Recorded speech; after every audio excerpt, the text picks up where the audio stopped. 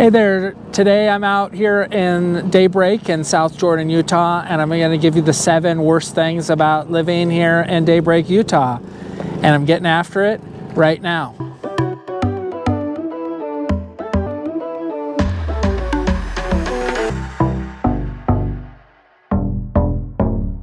Welcome back, everybody. I'm Greg Spackman. I'm with the Living in Salt Lake City channel. So if you want to learn everything about what it's like to live here, eat here, sleep here, play here, then click the little subscribe button, click the little bell to be notified.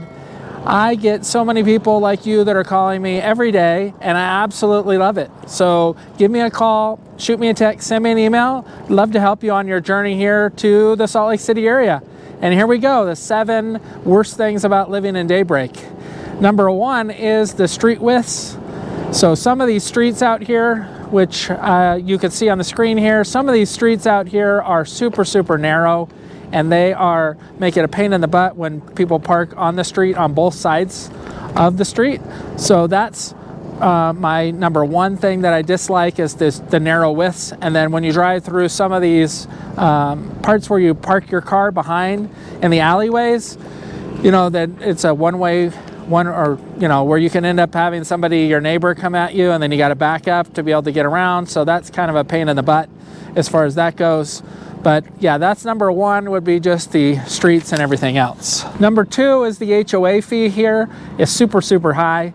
They have a high transfer fee, so when you purchase a home in here, you're paying 0.005%. Ends up being somewhere around 3, 4, 5 grand, a little bit more depending upon the purchase price of the home. And then your HOA fee is high. However, you know, what you see behind me is part of why your HOA fee is high. It does include high-speed internet as well, and then you can upgrade that even more if you want to go somewhere higher as far as that goes. You'll have to see what other stuff is included. There's multiple pools here as well in Daybreak, and just giving you kind of a view of what's all here in Daybreak. You can see the snow-covered mountains over here to the east. That's the Coppermine Mountains, and then you got the other mountains over here this way as well. Number 3 is the traffic. So, well, every time I come to Daybreak, which like today, there's absolutely no traffic. When I come through here from my office in the afternoon, I don't see traffic, but people here complain about the traffic, so there must be traffic at certain times of day that I'm just not seeing.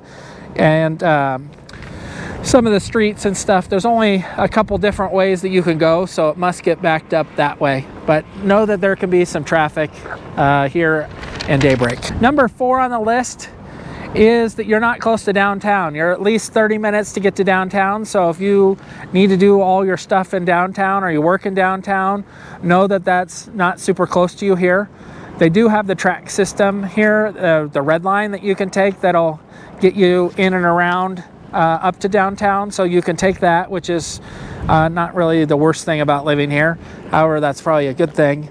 But know that downtown is not close when you're here. Number 5 is the distance to all the skiing and snowboarding. You're 44 miles to Park City, so you're looking at 45 minutes to an hour drive to get to Park City. You're looking at 31 miles to get to Solitude and Brighton. You're looking at 22 miles to get to Alta and Snowbird. So those are probably your closest skiing resorts that you're going to be able to get to. But all in all, you just aren't as close to the mountains and to the reservoirs and stuff. You will be able to, on this lake behind me, paddleboard and canoe and kayak. You can't take any sort of motorboats. That's available. Number 6 is the shopping and restaurants that are here in Daybreak. You're very limited in the amount of shopping. They do have a Mexican place, Tio's. They have a pretty good pizza place, Maxwell's. I'd highly recommend that you try them out for pizza while you're here. But they just don't have a lot of, they have a Cup Bop Korean barbecue place. They just don't have a ton of restaurants. There is a Harmon's grocery store that they put in, and across the way, just outside of Daybreak, there's a Smith's Marketplace, and then there's like a Jersey Mike's there and some other stuff, but there just isn't a ton of restaurants here. You're gonna be going over to the district mainly, or to Salt Lake City or Sandy or somewhere else for your restaurant fix, and same thing for shopping. You're not going to be able to do much shopping here. And the last thing on my list is the home prices here. So home prices here it's pretty expensive to live here. You can get a condo in the high 4s, low 5s. To buy a home here, you're looking at $550 at the minimum, and that has kind of a funky floor plan for that home, but you're looking at 6, 7, 8s for a home here, and then even higher than that if you want something really nice and big, especially some of these behind me here that you can see. These ones are probably over $1 million right now, definitely. And then, so overall home prices here are pretty expensive, but you get a lot for your money here in Daybreak. So I'd highly recommend it. If you like and want to know more about Daybreak, please reach out to me. Give me a call, shoot me a text, send me an email. I'd love to help you find that perfect place here in Daybreak.